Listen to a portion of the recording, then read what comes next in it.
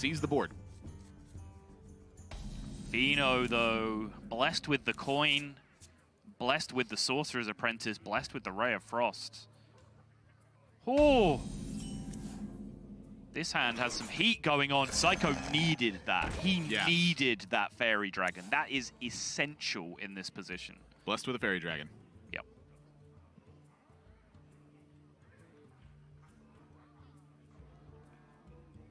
That throws a big wrench into what Fino is planning here.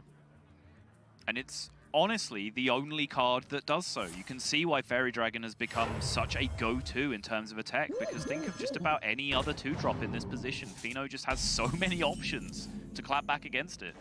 Can't do it against a Fairy Dragon. I'll be curious to see how Seiko plays these next couple of turns, because the one philosophy that you could have is, number one, risk the Lackey. Number two, if I fail the Lackey, do I trade the Banana Buffoon to prevent my opponent from getting tempo? Goodbye, Fairy Dragon. It was fun while it lasted. You know, I'm not convinced you trade here. Oh, I'm just saying the Fairy Dragon's dead, like whether you trade or not. I'm just saying the push has come to an end. I'm fully on board with pushing some damage if you want to. Yeah. If Fino has to expend bananas to try to keep this Banana Buffoon alive, I think that plays into Seiko's advantage right now. And with 2 Vendettas and a Henge Clan Burglar in hand, I think he's got a lot of ways to keep fighting here. I like his risk on the Evil Miscreant versus just playing an SI7 agent. What to do? The Cable Rat, you mean? Yes, I'm sorry, on the Evil Cable Rat, excuse me. Looking for Kobold Lackey, which would just dig him out of this situation beautifully. What's Fino playing alongside that if he's doing? He's just hero powering? That's not really the kind of turn you're looking to have, but I guess you'll take it. I mean, you're faced down a 1-1. Yeah.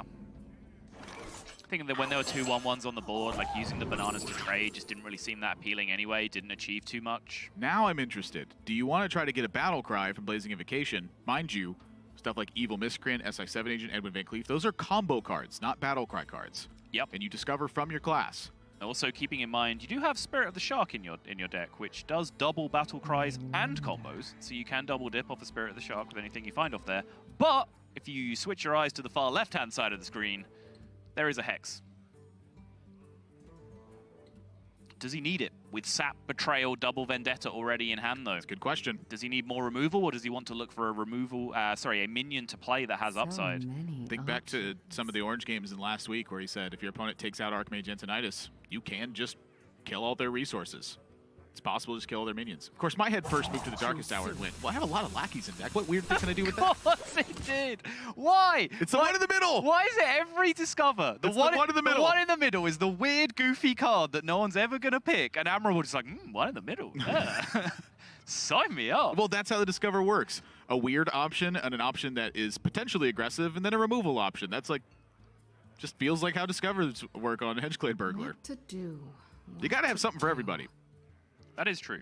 It's the Henge Clan Burglar is the Neapolitan ice cream of Discover cards. But nobody ever takes strawberry. I like the strawberry. I actually don't like chocolate ice cream. That is the one thing that I leave out of a Neapolitan.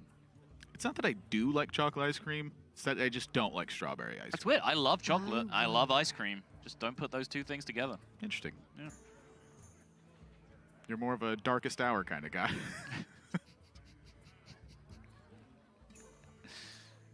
This is what the sideboard dynamic for Seiko creates, where when he has walked the plank, Fino just doesn't want to plop a Mountain Giant.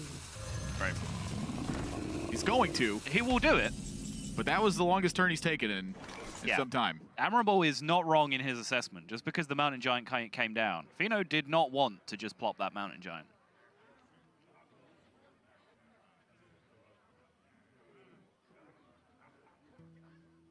Option for max mana on Sap SI7 Agent.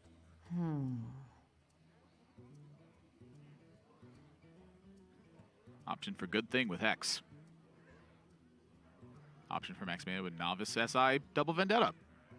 I feel like you want your tempo options, though. Option for using your Vendetta before you have to go ahead and use your Hex by just playing Double Vendetta? Makes sense to me. This guy's toast. Yep, I like this one. Max mana, max pressure, kill the thing. Yeah, keep your Hex in hand, use the card that's benefiting of you having the Hex in your hand. use the most situational removals as well. Vendettas are the kind of what-if answers. They need to have specific health values in order to be effective, whereas Sap and Hex are much more universal in their situation. That is a huge draw for Fino. Look at this turn. I'm looking. That is not good for Seiko. This is the rest of his minions right now. The big one dies. You're going to see about 65,000 spells played this turn. 2, 3, 4, 5, 6, 7, 8, 65,000. Yeah, okay. Fair enough.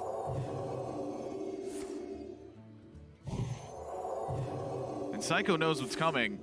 You're hoping for some reason that he just doesn't. It's going to be like another invocation and concede. Yeah. You just sat there thinking, he's just roguing right now. Oh, he's just coin, prep, conceding. Somebody stop him. Runs out on me. We have reached 8.2 on the admirable scale. There is not far to go. This is not fair.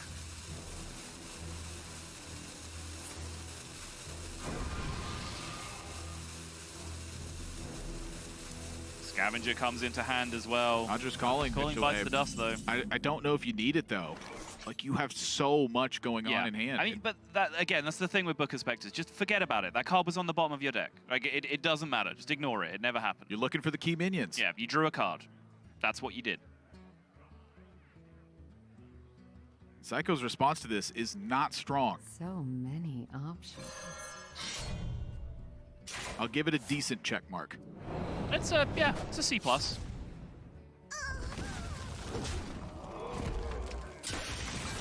He stays ahead on board. He takes care of the big problem, which is the Sorcerer's Apprentice. And this is a scenario I've talked about before when you're playing against Mage and you're staring up at a, 9-card hand. A lot of the times you'll be very fearful. You're like, well, they have 9 cards in their hand. Like, obviously they have powerful turns. When those cards are Cyclone cards, they are very entitled to just be useless garbage that they can't get any usage out of. So when you're in Seiko's spot, like, that's kind of where your head's at right now. It's just, all right, it was just a mediocre Cyclone or a poor Cyclone. He doesn't have any big explosive turns. I just saw a Conjurer's Calling bite the dust, so that's unlikely to be coming out anytime soon. Like, Seiko, with a couple of key draws, might be feeling okay. It just so happens that that was a very good Cyclone that came out from Fino. Oh. Not now, backstab. That is the freshest of air drawn off the top from Seiko.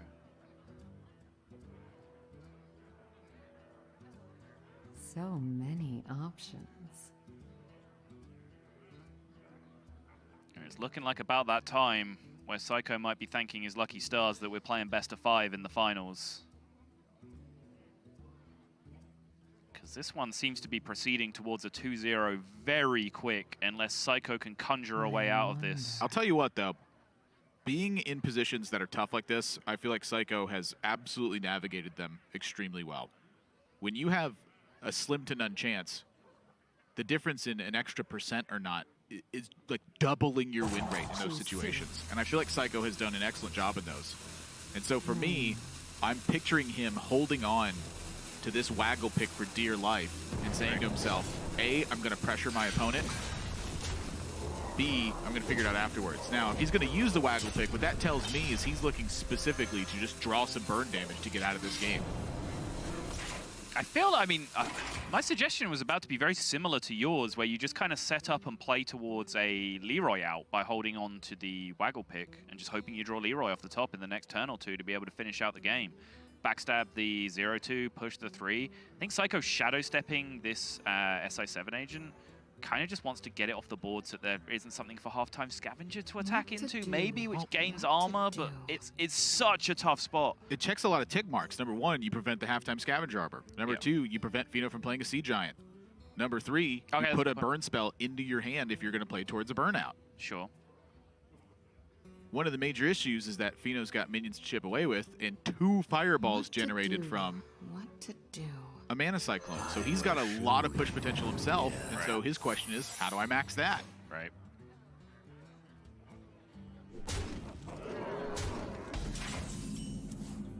Disruption Secret for Fino coming down. It is a splitting image, but Seiko has to respect all range of options here. He has to think about what Vaporize means for him trying to set up a lethal out. He has to think about what Ice Barrier means for him trying to set up a lethal out. He has to think about what Mirror Entity means for Fino's counter push. All of these things start to come into play. The thing that comes to my head immediately is if it's Mirror Entity, do you have a Betrayal position that makes sense? Nope. Attack face, it's not Ice Barrier. Bit of sigh of relief. So now how do you maximize this spot? That also means he's not going to learn this turn that it is splitting image, which puts him in a very, very scary dilemma if he has to, you know, roll against a Vaporize if a Leroy comes off the top. Dagger and pass. That is not an 8-mana turn you're looking for. Nope. Does mean next turn on a Leroy draw, he has 6 from the Leroy. That's 8 with the SI. That's 8 with SI number 2, and the dagger for 11, as long as that is not Vaporize. So I think Fino, something he's thinking about is a combination of an extra spell and bigger attack with a Mountain Giant worth more than perhaps a Power Creation and some big outcome from this. Reckless Rocketeer.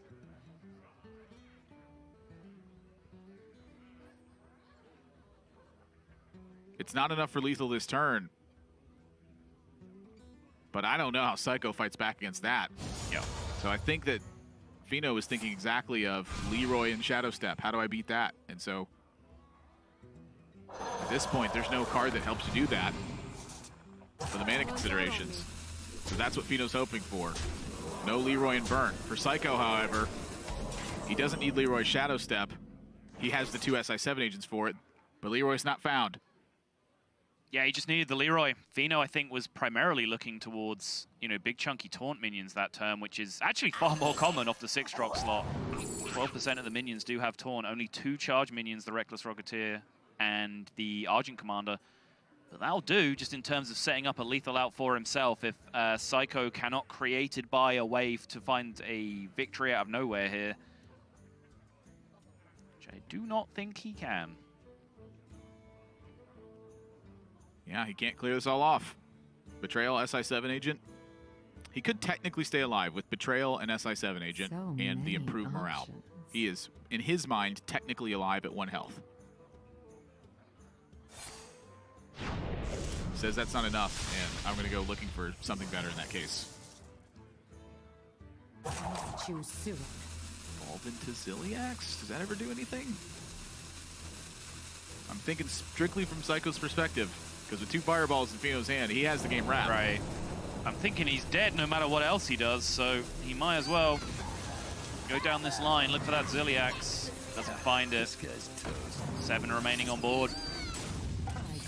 2-0 to Fino. Woo! We still got another game, though. This is the finals. It's best of 5 time.